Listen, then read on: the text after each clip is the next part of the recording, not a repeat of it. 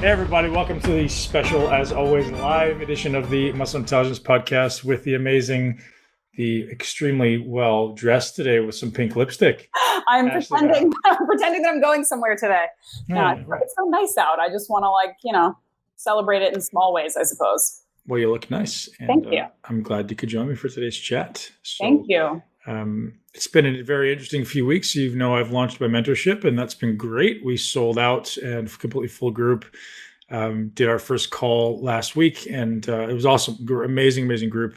And it's going to be fun. It's been very intense for me to start curating all the thoughts that I have unconsciously and putting them into what effectively will be a course.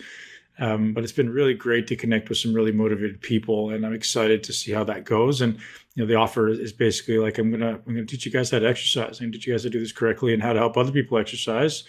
And I think it's relatively simple, and I think people make it really complex when it doesn't need to be. But it's been interesting to start looking at all the things we look at this unconscious level and trying to bring them to the surface and make it something that someone can actually absorb and consume and learn and apply. So I don't want it to be a course, right? I don't want it to be like, hey, here's a bunch of information, go apply it.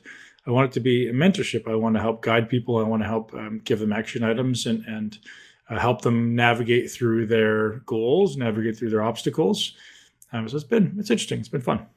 Well, it definitely seems like, I'm kind of insider, outsider watching this happen. And the thing that seems so unique to me is the level of attention and effort you put into curating the group that you're putting together, which I think makes a big difference, right? Because a lot of people who are doing this kind of stuff, they're like, all right, I have this information to share, come one, come all. And that makes it really hard to sort of manage and create a curriculum that's going to be really effective for the people that are in the group, right? So it's like a lot more work at the outset, but seems to work out for you. Yeah, about half the people weren't kind of accepted. And it's not like me saying, oh, it's you're not ready for this. It's just it's not correct for them, right? Right. So if you're a good fit for it, then it makes sense. But about half the people, I got on a phone call with everybody personally to see if it would made a lot of sense, and told them what we're doing, what our objectives are, and see if it fits in their business, in their life, in even the current scope of what they're trying to do.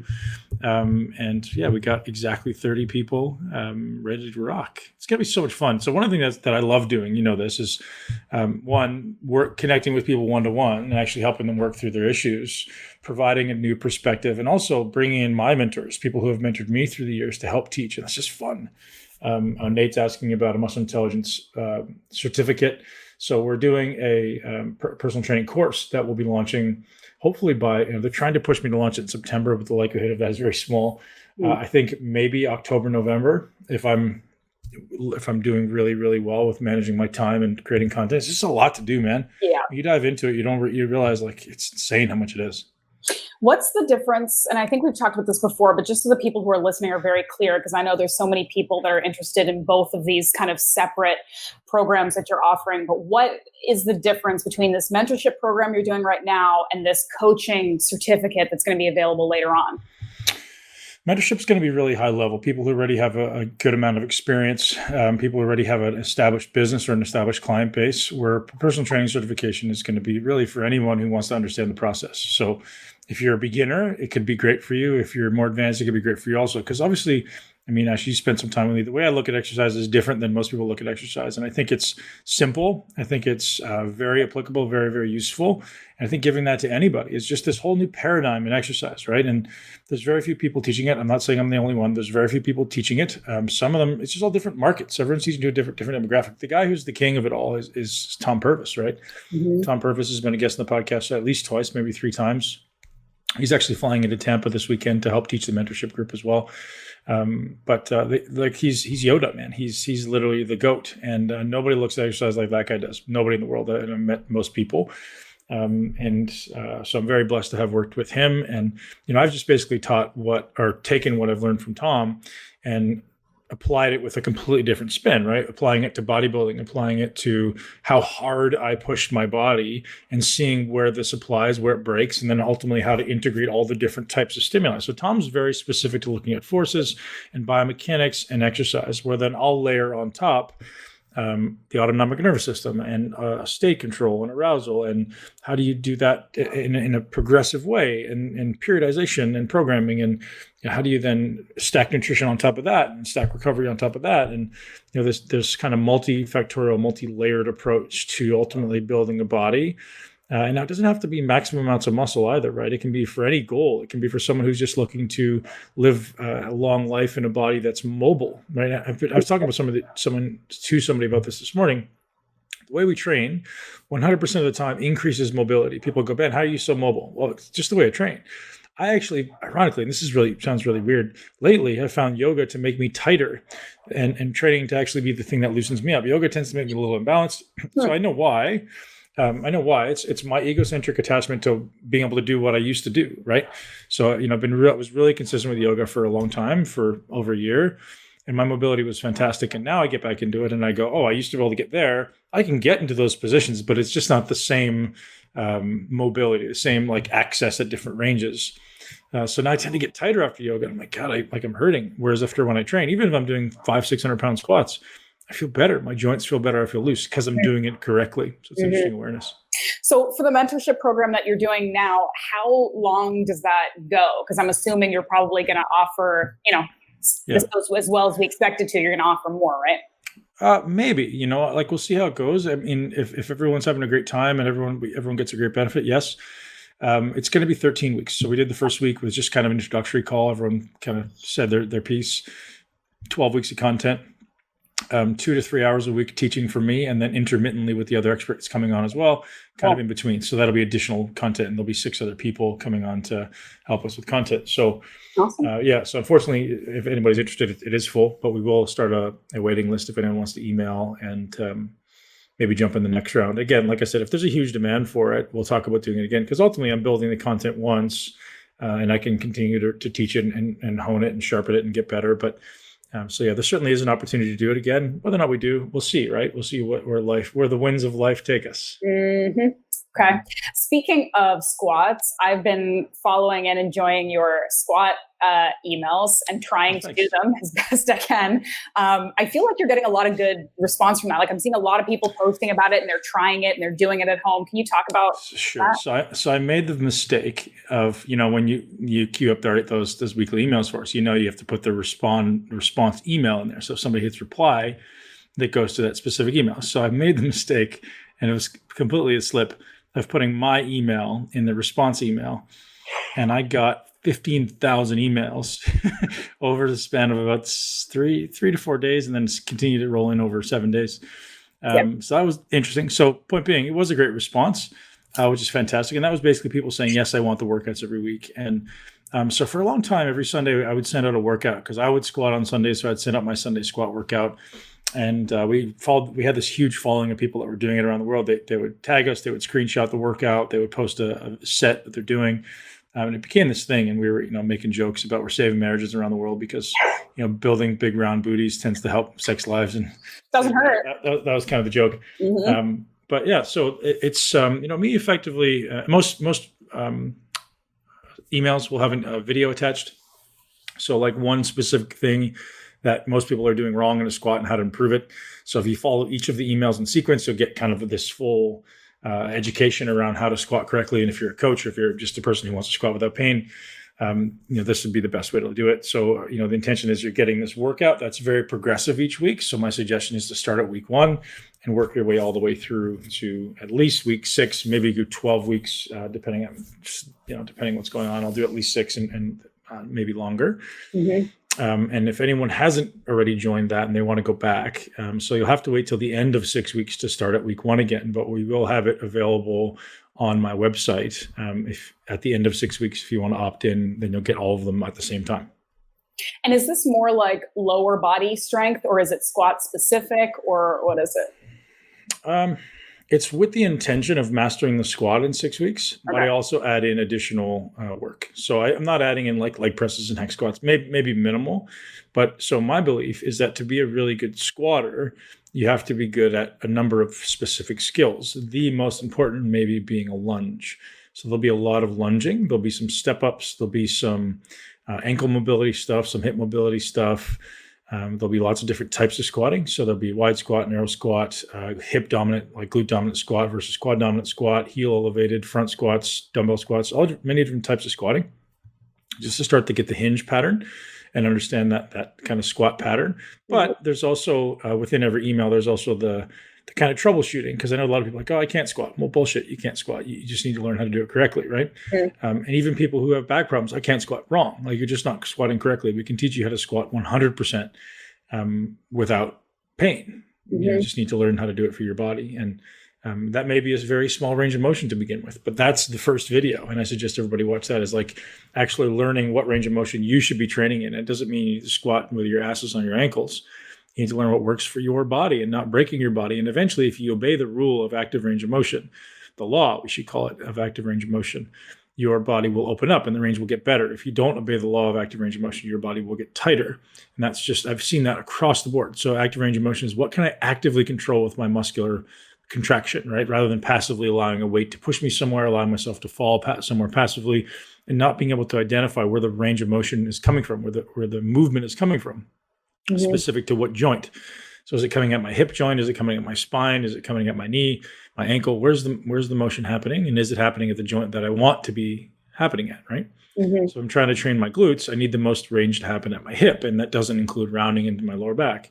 And most people are so limited in their ability to access hip flexion, that like squatting position, that they just dump into the lower back, right? And if one side's different than another, that's a completely different scenario where you're dumped to one side or the other.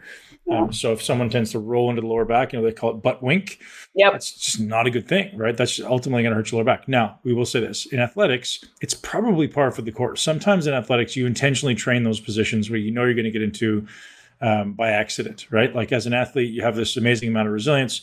You sometimes intentionally challenge those things that are maybe not the best for your spine, just in case you happen to get there, during an event. Whereas as someone looking to build their body or improve their physique or improve their health of their joints, I strongly suggest, for the most part, you avoid those. And then with the intention of improving your active range of motion over time with, adding in simply mobility and stability work, which is, basically spending time in those ranges that you can already control, and your brain starts to loosen up because it senses stability. I wanted to ask a question that's a little bit more like esoteric about this mentorship thing. And I know that you've got your group for this round, so that part's kind of done. But I wanted to ask you, because you get so many people that are interested in this and so many people that want to work with you, understandably so. But I think that before they kind of even pitch themselves to you, they almost need to get very clear within themselves about whether they're ready to take part in a mentorship program, whether they're ready to engage in a relationship with a mentor or a mentee or whatever. So what do you have kind of some exercises or mental exercises for people to undertake to determine if they're like ready to put that kind of work in first? It's a good question. Yeah. So I don't know that I have it off the top of my head, but when I'll get on a call with people, I'll always ask the questions like, tell me about your goals. Are you willing to commit? And, the question I'll always throw at people, are you interested or are you committed? Yeah. And if you're not committed, don't waste my time. Don't waste your time. Don't waste your money, right? Save it. If you're committed to these goals, then you take action and you commit no matter what. You burn the bridges, right? And that's, we can go through so many different things in life and be interested, and then all of a sudden something else interesting comes along and we'll, follow that sail. So with this stuff, if people are interested in building their business or interested in understanding exercise, I'm like, don't worry, it's not for you. Like, if you're committed to being a world-class coach and be able to deliver world-class results to anyone that walks in your door, and not only that, to take action on improving your life, taking accountability for the stuff you're not pulling your socks up on, right? That's a big piece. So we do the first thing we do, like, once people are accepted, they get an intake form, and it's effectively this self-assessment. Where are you now? What have you done up to this point in your life? Tell me your story, right? Tell me all the stories you have about your childhood. Tell me all the stories about where you are now. What certifications have you done? What education have you done? What do you not like to do? And then, setting goals and going, okay, well, where do we want to be? And what are the gaps? And then how do we fill them? So my target with the mentorship is I'm going to hopefully guide you to fill those gaps, right? So if I'm here now and I want to be there, and I was as honestly and objectively as possible, leading people to where they want to go. So, the biggest challenge we have as humans is we like to rationalize our bullshit, and we like to use softeners like, oh, it's not so bad. Well, yeah, bullshit. You need someone to keep you accountable and to be honest with you. So that's a big piece of it is, this daily or weekly accountability to setting goals, accomplishing goals, and following through on your goals. So we have a spreadsheet of everyone we've got assignments every week. And if everyone's submitting their assignments, they're fine. If they don't, they're going to hear from me. Some people may want to hear from me, but so it's a big part of, like I say, why this is a mentorship and not a course is I hope to choose people who are very motivated. And ultimately, at the end of this, they've seen an up-leveling in their life, right? It's not just like, I took this course, that was cool. Forget that. That's a waste of time. Like everyone can read a book and take a course. What can we do to actually up-level every aspect of our life? Mm-hmm. Yeah, I mean, I think you touched on this like accountability part, which I think is important. But I think I wonder if you agree with this, that while of course it's useful to always have mentors and coaches, at some point you want their help in being able to be your own accountability, right? Like I think that and the reason why I say that is just because I think you get this a lot and you talk about this a lot, like knowing the why behind the things that you're doing is more important arguably than the how to get there, right? Because I get a lot of, especially women who come to me that are asking me questions like, I need to get abs. I'm planning on getting abs. I'm planning on getting this percentage of body fat. I'm planning on being 100% keto. And here's my way to do that, but I'm kind of confused as to how to do it. And I always go back and ask, okay, well, why do you want a six pack first? What's the reason? Like, what do you think you're going to get from it? Or what's the goal? Or why do you have to be 100% keto all the time? Is it because someone just outside of your circle told you that that's the healthiest thing to do? And I think that when people dig down deeper and they can't explain why their goal is their goal, that's the work that needs to be done first, right? Yeah. So I think the long and short of that answer is everyone just wants to feel better, right? They want their brain to be happy. They want to feel better. They want to be motivated. They want to have more energy. And if you get down to it, those are all things that can absolutely be curated and have nothing to do with the end result, right? We can absolutely do that on a day-to-day basis. Like how can I create motivation? How can I create fulfillment? How can I create joy?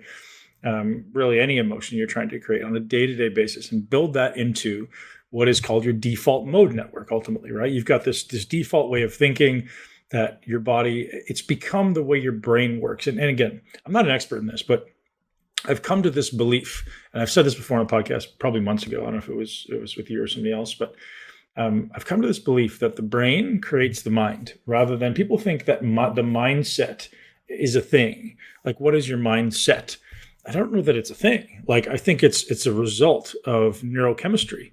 So in response to your events of your life, your actions, whether your inactions, your actions, your stresses, your resilience to stresses, your brain creates adaptations. So I feel a stress, I get a cortisol response. If it stays there for long, the cortisol becomes the default. It starts to change the shape of my neural pathways in my brain. If I'm constantly pursuing things and accomplishing them, I get dopamine. If that becomes something I do often, it starts to literally change the shape and structure and function of your brain. Mm-hmm. And I think that's what ultimately creates your mindset. So people are trying to positive think their way out of negative neurochemistry. And that's a challenge, right? There's a lot of things that go into negative neurochemistry. Genetics is definitely a thing. Nutrition is definitely a thing. Light is definitely a thing. Sleep is definitely a thing. All of these things are contributing in some way to your neurochemical soup, right? So you have this blend of neurochemicals, basically. So, dopamine, serotonin, glutamate, GABA, acetylcholine, norepinephrine, all these different neurotransmitters, and your effective ratio of these things and the prevalence and how often they're there is what's going to ultimately determine your likelihood of thinking in a certain way, right? So we know a lot of cortisol tends to shrink the hippocampus, which ultimately leads to more amygdala or amygdala arousal. The hippocampus is responsible for storing memories. The amygdala is responsible for kind of your fight or flight. So if you're always in the state of fight or flight, that pathway becomes reinforced, and that will become who you are. You'll always have stress and panic and overwhelm and be a highly anxious person versus someone who's constantly dopamine driven will always have that desire to continue to pursue accomplishments and dopamine, and your brain will reflect it, your body will start to reflect it, your energy will start to reflect just what's happening inside the brain. So point being, we can use exercise to change this stuff because exercise is the time of the day that your body and brain is most plastic, it's most receptive to change. So if we can intentionally, because there's challenge, because there's this muscular response, this muscular challenge of myokines that's going to be released that makes your body more receptive to things. We have this amazing opportunity to subject ourselves to more discipline, to develop character, to intentionally subject ourselves to challenge, which is, I think, the greatest opportunity that exists in modern society to grow as a human and ultimately develop that neurochemistry that will support you positively in your life, right? And that includes what your brain is like going into the gym, right? If I go into the gym and I'm pissed off and I'm negative about it and I don't want to do it, well, you've already ruined it, right? And celebrating the win, celebrating, what did I do today? I did a great job. Or did I not do a great job? And find the little things to celebrate. So your brain starts to create that default. And then hopefully you take that default from what you created in the gym and you can take it outside into the world and ultimately create your greatest life. It's funny, you kind of answered a question that I was just going to ask, but I want to expand on it a bit because one of your Instagram followers had sent a message saying, like, how do I even start with the positive thinking when I've been in this cycle of negativity and self-hatred and self-loathing for so long? It kind of seems like you're saying that there's almost like a physical component to it first. 100%. So the body is the pathway to the gateway to the mind. So there's two things when you psychologically experience stress. If you're able to break the habit and you're able to move your body, you will immediately take yourself out of that amygdala-based response. So the amygdala is, like I said, the structure in the brain that basically controls your brainstem, that basically controls fight or flight. So if you're feeling like you're going into stress or overwhelm, the key is movement. And it doesn't have to be a lot. It can be 10 minutes of walking or just jumping rope or push-ups or squats or anything that's movement-based, ideally bilateral stimulation. That's important. The next thing is every time you get pissed off about something, and this is one of my 44 principles, every time you get pissed off about something or something isn't meeting your expectations, you have to stop in that exact moment and find 5 things you're grateful for about it, like right there in that moment, right? So you can't be pissed off and grateful at the same time. Yeah. That was my quote. And that's just the reality. So as soon as you feel any type of emotion or thought that you're unhappy with, stop and go, what do I have to be grateful for in this moment about the thing that I'm being negative about, not just life? So that's where people go wrong with gratitude, right? People wake up in the morning and they go, God, my life is great. I have my legs, I have my eyes, and my heart is beating in my chest. My brain works well. It's sunny outside. I have money in the bank account. I have food in the fridge. I'm happy. Stop and ask what you're not happy about and how you can start to change your perspective and actually start to be happy about those things. So there's a lot of shit in life going on right now that's probably challenging to be grateful for. Search for it, whether it be your relationship, whether it be your bank account, whether it be your business, your job, your body, whatever it is. What can you be super grateful for? That will start to change your brain to a more positive mindset. And you can then use that positive mindset as a positive reinforcement to change your body, right? So this is the irony of our bodies is sometimes people get overweight and obese and ultimately out of shape because they're constantly stressed and their eating habits become a response, a fear-based response to suppress the amygdala, right? So I get anxious or stressed or panicky. Most people do what? They eat. So that response now becomes the default. Now I feel stressed, I eat. It makes me feel better acutely. Or if I feel that stress, instead of doing that now I can just start to interject and change those stress responses. And now my desires to eat unconsciously are much less. Mm-hmm. I don't have the same desire to have that junk food anymore because I don't have that low-level anxiety that I'm always living with. I think this is when I wrote this transformation doc that you read, that's the premise of it, right? It's like, stop trying to cut your calories because that's increasing your stress, right? If I go into a caloric deficit, that's increasing your stress. That's a fact. It's a sympathetic stress. So, well, why do I want to do that? It doesn't make any sense. If I've already got huge amounts of stress and anxiety, you put me into a caloric deficit. It may work to lose fat in the short term, but as soon as you stop, you're going to go way back up in the opposite direction. So the first thing you got to do is you got to implement intervention strategies for stress. Yeah. So what are you doing to change your response? What are you doing to change your mind? Just like your question. Yeah. Yeah. And I mean, like you said, it's not really an accomplishment to be grateful for all the wonderful things that are going on when your life's going great. But if you can find things to be grateful and positive about when life is challenging, that's when those mental switches actually happen. Yeah. Even the little things on a day-to-day basis. Like, the example I'll give is, maybe you fall and trip and hurt your leg. Maybe you have a poor workout today. Maybe you get a parking ticket. Maybe you get a speeding ticket. Maybe I don't know, you get in trouble with your spouse, whatever it is, like you can still look layers deep and go, oh man, but I still have legs, but I still have a spouse, but I still have a car. Like I got to go to the gym, even though I didn't have the greatest workout, I still got to go and I still respected and loved my body and did something great for myself. I could have been sitting on the couch watching television. So you're looking layers deep and now you're creating that default. And it's interesting that my life has really started to shift lately from that perspective, is instead of getting angry about things, it's just like, I'm looking for ways to be grateful for it. And it's now become almost a reactive thing where I don't get angry about things like I used to, where it's now like, oh, that's just there. What am I learning from it? What do I have to be grateful for? So there's less of an emotional attachment and more of a just like, it is what it is. Yeah. Keep doing it, which is a really powerful place for me because emotions drive a lot of our behaviors. And, I was very guilty of that for a long time where things could definitely rub me the wrong way.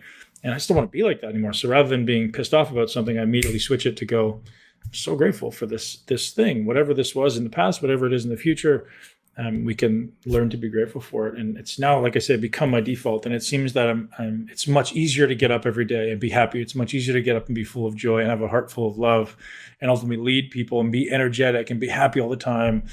Rather than like always feeling like you're fighting something and your body's always on high alert and you're burning through more energy, so you don't have the energy to do these things you want to do.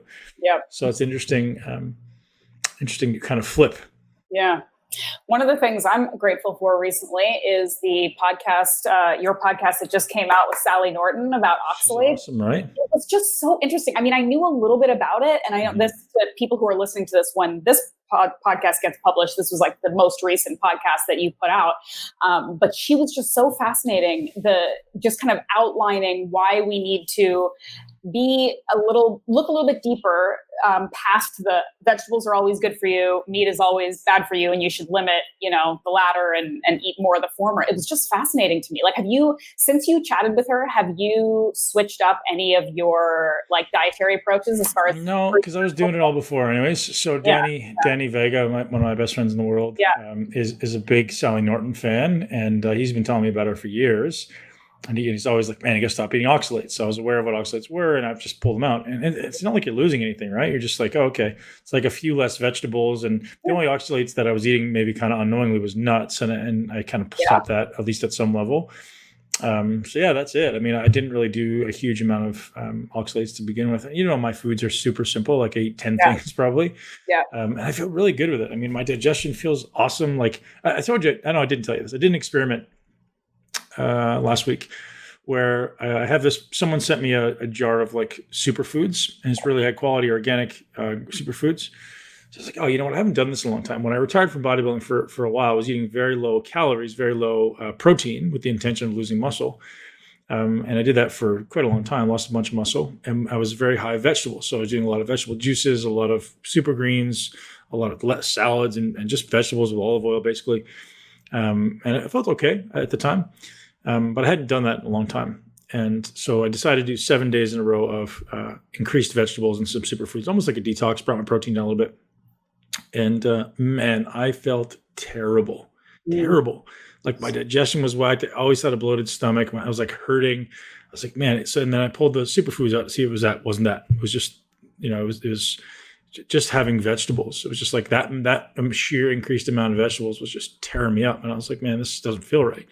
So I've gone back to, I still eat vegetables every day, don't get me wrong, but it's just not like, I'm not trying to eat 4 or 5 at a meal, and I'm not adding in the superfoods, even though everyone thinks it's ubiquitously healthy. We're going to have a super green shake, or I'm going to have wheatgrass shot, or what the hell it is. Maybe not, right? Yeah. So again, and I'm not saying it's wrong for everybody. Although maybe it seems like it is. It seems like it's a low-level irritant for everyone. And what level of irritation may depend on the current state of your system, the current state of your digestive tract, stress levels, your genetics, so many things. But I think there's certainly something to be said for avoidance of most toxins ultimately, right? Plant toxins.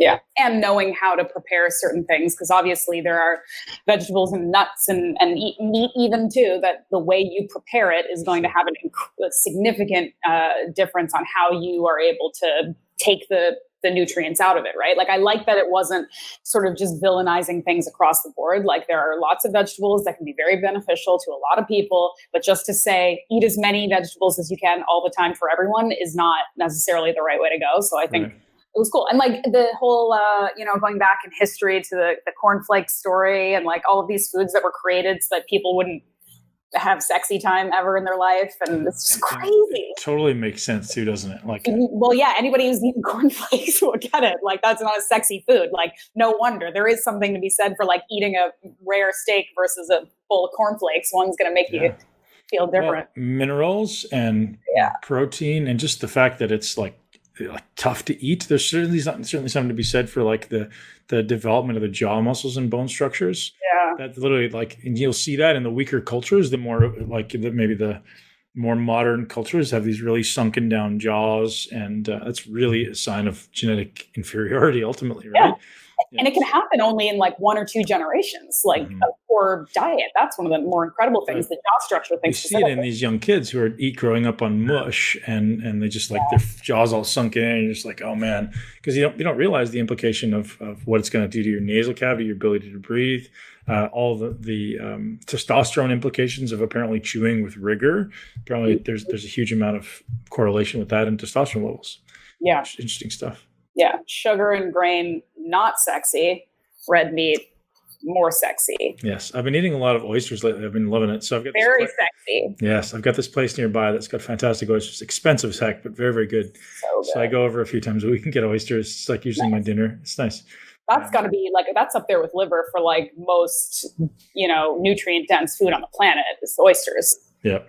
And they work for vegetarian or vegans too, because they don't have a nervous system. So they're basically like a plant. I read that somewhere. Well, that's interesting. Yeah. I mean, they're not, like, if you look at them, they're barely an animal, really. I mean, they don't have any kind of system of awareness that we can discern, I think. So for people who care about that kind of stuff. Didn't know that. Thanks for that. Yeah. Yeah. You got a question though on Instagram today about somebody who has kids that is actually trying. This is like an interesting, because you don't hear this too much. They're trying to encourage their kids to eat more animal protein, and the kid likes vegetables. So they want to eat vegetables, and they're having a harder time convincing them to eat protein. So they were wondering if you had any thoughts about that, how you feed your kids.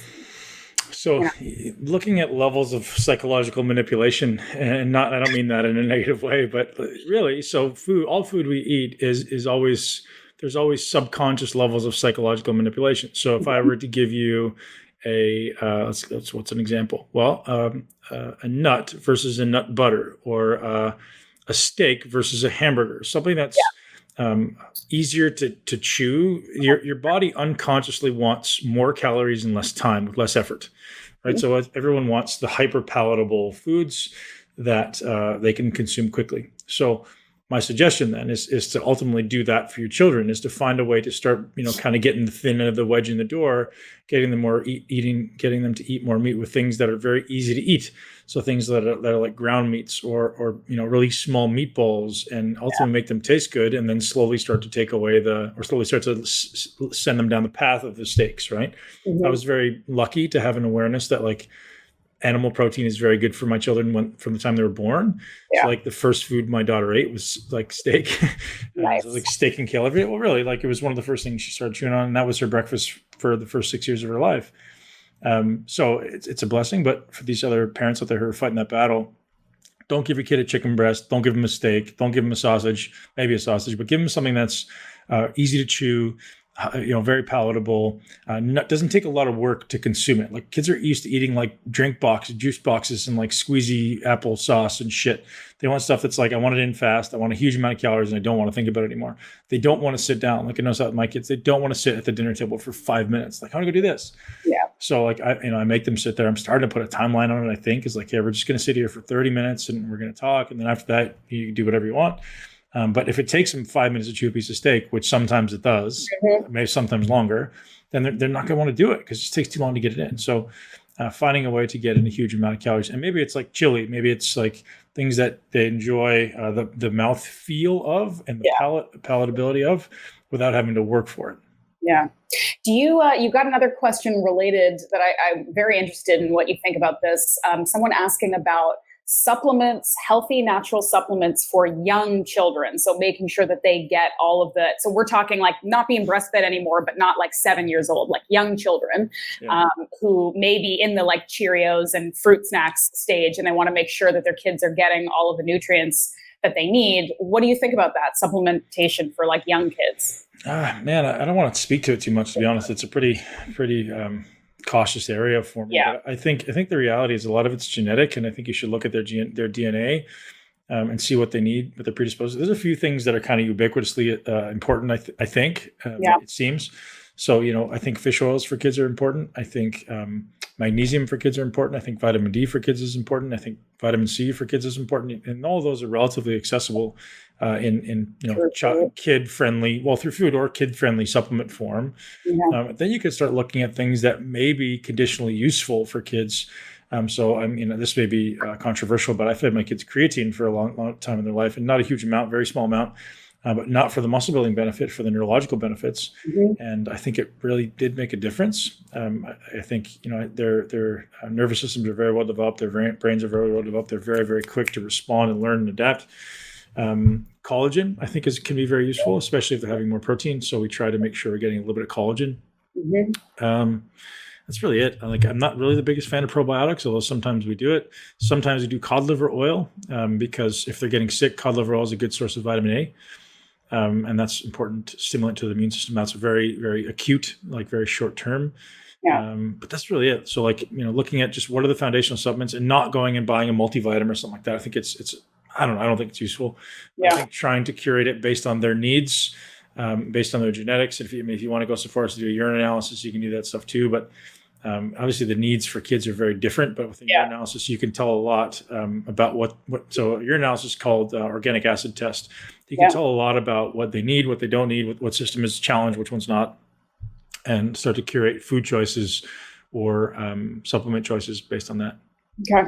Yeah. And I mean, speaking of the magnesium supplements, because our sponsor today, BiOptimizers, I know that they've got this magnesium supplement that's a really big deal, but I just have to speak to one of the things that I tried through this partnership that has been crazy beneficial for me is their digestive enzymes. I don't know if you so good. I use like a bottle a week. It's so good. I could not believe it. I mean, I used to take some digestive enzymes when I was like bodybuilding, because I guess my coach was like, make sure with all this crappy tilapia and rice you're eating that you're getting whatever you get out of it. But I noticed like during quarantine, I was telling you I was having some issues with like histamine intolerance and just weird issues with the superfoods that I normally eat. And I started taking these masszymes, the digestive enzymes, and every weird symptom I had went away. Yeah, they're a game changer. And like it's very easy to understate the necessity, like, it's kind of good. No, like it's massive. And this is the highest quality one I've ever come across. So when I was competing, I used a product out of Germany called Wobenzyme, and it's very expensive and they didn't sell it in very many places, but I had to go find it. And then when Matt let me know he was coming out with this, and he sent me a bottle and showed me some of the research and the levels compared to every other product in the world, it's exponentially better at digesting protein. If you go watch the video on their website, it's crazy to watch what it does to like a piece of steak and digesting it. But so I usually have 1 to 2 meals a day, and usually they're larger protein meals. So I take that, and the difference is just unbelievably different. One thing that I noticed that's two things. I've given it to all my bodybuilding clients, even if they're not clients, they're people that I help. And they're like, man, this is huge. Like my digestion is amazing. I don't feel bloated anymore. I'm like, I sleep better. I'm like, yeah, your inflammation goes down.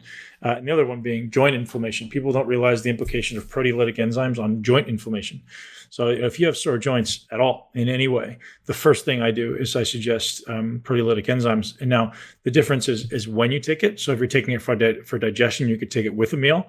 If you're taking it for inflammation, like joint pain, you take it between meals. So I'll usually, to be honest, take it between meals, and I'll take a huge amount. Like I'll take 10 to 15 capsules between meals. I'm a big guy, right? And I train, like when I train hard, my inflammation tends to go up, and I want to see how quickly I can bring it down. So I just keep it down as a default. But the difference is unbelievable. It's tremendous. Yeah, it's massive.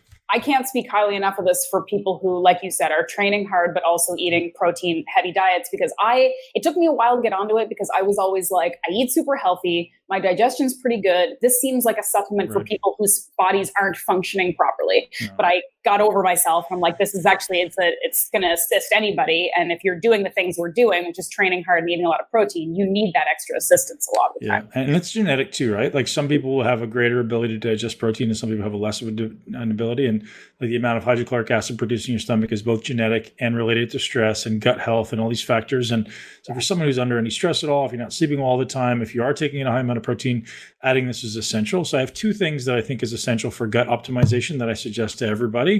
Proteolytic enzymes being one, and a BPC-157 being the next. You can now get oral form BPC-157, and that's the one you want to take for digestive health. Those two taken together will, like this, change your digestion. So it's healing your gut, but it's also bringing down the inflammation. And I think that's imperative to optimization of everything we do, right? Because everything we do from stress starts in the gut. If you're eating poorly, if you want to have your body produce enough serotonin, that gut barrier is so important, right? Yeah. So if anybody, just while we finish up this conversation, if anybody wants to try any of this BiOptimizer stuff, we've got a discount code. It's muscle10, right? They've got this magnesium. If you go to magbreakthrough.com/muscle, you can go to that one. If you want to try the enzymes that I was talking about, you can just go to BiOptimizers. We'll put that in the show notes. But Muscle 10 will get you a discount on anything, so you can try all kinds of stuff. They even have, Ben won't approve of this, but they have a gluten guardian. I have it in my cabinet. Sometimes you got to eat some gluten, and then you need to take a pill so that you don't have gross digestion afterwards. Right. Yeah. So Bobby's asking what's it called. It's called Mass Zymes, Bobby. Go to BiOptimizers. We'll link to it here. I'll send you the link. But yeah, so amazing company, great products. And the thing I love about them, like they have integrity behind all of their products. They're not just doing a Me Too product line like everybody else. They're not just throwing out the same crap as everybody else. Matt's done a really good job with tons of research. And I love the magnesium. Magnesium is one of those things that every human being needs to take and no one takes enough of. And I think it's like 7 or 8 different types of magnesium in there. And no other product has ever had that. The most I've ever seen is 4. The benefit of having multiple types, some absorb better than others. Some impart different effects in different tissues. So some may affect the muscles, the joints, the nervous system in different ways. So it's important to just, that multiple array of magnesiums is a great idea. Matt's done a great job in creating that.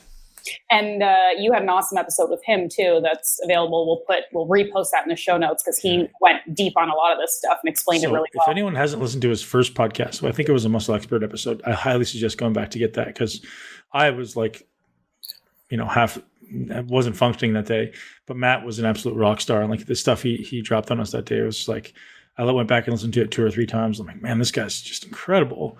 So I knew him as a brilliant entrepreneur, right? He's got really successful online businesses, brick and mortar businesses.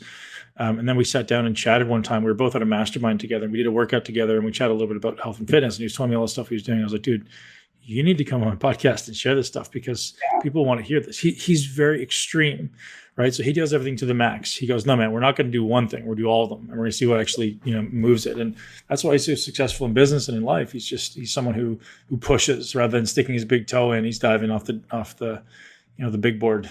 But he can explain it. He can explain it. It's not just like, here's all this craziness, try it and see what happens. Like he can actually walk you through it and walk the average person through it so that we understand what we're doing before we enter into it, right? So that's useful. Can you talk, before, I know we've got to go soon, but can you talk about, people may have noticed that there's a new podcast thumbnail. It looks different, just in case people are confused about, you just wanted to refresh things, right?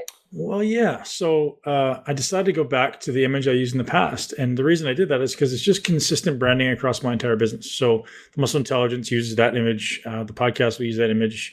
I just want to kind of make it consistent across the board for everybody. And it just keeps it simple. Why that image? I think people won't realize, I want people to realize this podcast is about muscle. And the previous one, as much as it showed my handsome face, it didn't this one doesn't, you don't have a shirt on, so there you go. That's why you didn't convey that message to it. And to be honest, like there certainly needs to be an intent around like fine and having some new pictures done, maybe doing some new updated photos. But that one just works because I want it to be obvious that this has an undertone of muscle building, and even though it's called Muscle Intelligence, sometimes visually people don't read; they just want to see, and that image does it. That's it. That was the only reason. And people tend to like that one, and I think it just ties everything together nicely. It's a good shot. Shirtless pics, never a bad idea. Right. I'm just saying. Okay, so I know you got to take off here, but we've got a couple just quick things here that I thought. Sure. So we've got someone asking about any programs for people who are maybe differently abled. Yeah, no, unfortunately, you're maybe the first person that's ever asked that question.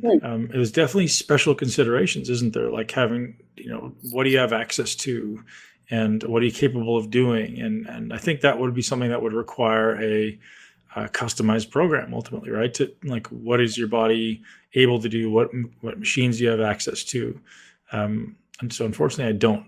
But you do have different body part programs, right? So there may be some upper body programs that might work. But the way we teach any body part, the way we teach any in any video is ubiquitously applicable to anyone. So pick up one of the body part specialization guides, which is free, and it comes with 3 workouts. So it's muscleintelligence.com/body part. No S, just body part. And you can pick up a guide for any of the body parts. It's free. And it comes with 3 workouts. One is a strength workout, one is a hypertrophy workout, one is a metabolic workout. So you can kind of start to get an idea of how I program. It's just kind of like sticking your big toe in, and you can decide, I really like this type of program. You can get more. So that would be something to somewhere to start. And really what you want to focus on, if the way I can benefit you, if anything, is the way I explain it to everybody is my offering, my best offering to the fitness space is everything that happens before you exercise, before you apply a program. So like I could pick up a program off anyone in the fitness industry, but that program is only as useful as your ability to execute it. And nobody in the world tends to teach, that skill acquisition piece. Like, hey, you got to do this well. So if person A has an 8 out of 10 skill subjective rating and the other one has a 5, who's going to get better results, right? Doing the exact same program. Obviously, right? The person with an 8. So the objective is, how do you take yourself from where you are now to being an 8 or a 9 or hopefully 10 on all of the skills within exercise? Now, here's the thing. If you think you're good, you're not. And that's unfortunately the reality, because everyone learned from some high school gym coach who didn't know anything, and they think they know exercise, and they don't. It's completely misguided. So our challenge is to now shift people's perspective from what we call an exercise-centric model, which is what the conventional wisdom is in fitness, to a muscle-centric model. So rather than focusing on what the exercise is and completion and sets and reps, we're focusing on challenging muscles and creating this internal focus and almost this meditative experience of connecting with your body on the inside and connecting with your muscles. So sorry, unfortunately, I don't know your name, but my suggestion, grab one of those guides, read through it. All this stuff is in there, explained as well as I'm capable of. And then there's, like I say, these 3 workouts that come with it. You'll also be offered an opportunity to pick up 30 days of programming for all of the body parts if you so choose. Right. And then we've got one more question from a Facebook user about maybe a program that can help for a diabetic. 1000%. Any muscle building program is going to be extremely useful for a diabetic. So anything that's challenging your muscles, like sometimes the paradigm is, go out and do cardio. Yes, great. But it needs to be 1, challenging muscularly, 2, challenging aerobically. But anything that's challenging your muscles specifically, done correctly, will be the greatest thing you can do for improving, provided it's type 1, type 2 diabetes. Any type of muscular challenge. And my suggestion is start with a program that trains more muscles more often.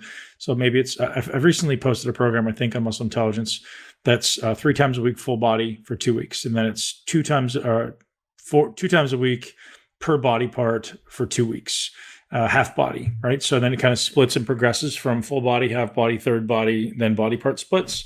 And that would be a program that I would do for someone like that, because we want to use as many muscles as we can for the first set number of weeks to really try to reestablish that insulin sensitivity, provided it's type 2 diabetes. And what about, this wouldn't be like a medical suggestion across the board, but your keto muscle intelligence program would probably be a place they might want to look as well, right? If they're ketogenic, right? So if they're not ketogenic, then I would say not. So people with diabetes typically have an issue with they eat too much sugar. So the thing I would not do the ketogenic muscle building program in that case, right? So if you're someone who's on a diabetic or is a diabetic and eating ketogenically, then the ketogenic muscle building program would be perfect, because there's a difference between how you should be training on a ketogenic diet and how you should be training on a conventional carb-based diet. It's different. It has to be different. Your body responds differently, at least acutely. So I suggest anyone who's on a ketogenic diet, go check out that program. Acknowledge those workouts are written specific for people who are on a ketogenic diet, who don't have glycogen, who can't support high amounts of stress, who can't support high amounts of cortisol because you don't have glycogen, you don't have cortisol, you don't have carbohydrate, which is your body's greatest defense against cortisol. Right. So if we keep stacking more work on top of something that's already stressed, it's negative. So we intentionally built out a progression model that was suitable for someone in the ketogenic space. So we start off with longer rest periods. It's more of a strength-based stimulus to begin with. And then we gradually ascend the amount of volume and work, allowing your body to adapt and maybe produce more ATP aerobically while you're training hard. Okay. That makes sense. I mean, a ketogenic diet is something that you might, in general terms, want to have somebody who maybe has diabetes like look at. Not saying it's the right prescription, but isn't that what we're ultimately trying to get them to do, is not be so reliant on sugar and carbs and things like that? 100%. Yeah. I mean, so I know that we try to like step around making suggestions there, right. but Dr. Bickman, who will be the next podcast coming out, would be a great person to listen to. He speaks specifically to that. He goes, if you have any type of metabolic disease, you should be looking at very least a low to no insulin response diet. Ultimately, which is ketogenic. Cool. All right, that's those are all the questions I have for you today, Benjamin. You can go on and do the next 12 hours of work you have to do today. Yeah, today actually is a busy one. So, Ash, I appreciate you getting on with me. I appreciate you doing such a great job creating the questions. Shout out to BiOptimizers for sponsoring the episode, guys. It's a great product. The two that I've used daily, and it's one of the very few things still in my supplement cabinet, is the proteolytic enzymes called Masszymes, and get the big bottles because you're going to go through it fast. And then also the Mag Breakthrough, which is, I believe, 8 different types of magnesium. And my suggestion is for a short period of time, try a little bit higher dose than you're used to and push it up and see how your body responds and see if it affects your tissue quality, see if it affects your headaches, see if it affects your sleep. Any of those symptoms you're getting, magnesium will often relieve that, especially women that are menstruating. Magnesium is a very important supplement to help reintroduce. So something to think about. Awesome. And the code is muscle15? Muscle 10. Muscle 10. I overshot. Muscle 10. Maybe I'm going to do that next time. Yeah, exactly. BiOptimizers.com/muscle. And the code is muscle15. Muscle 10. Overshot it twice.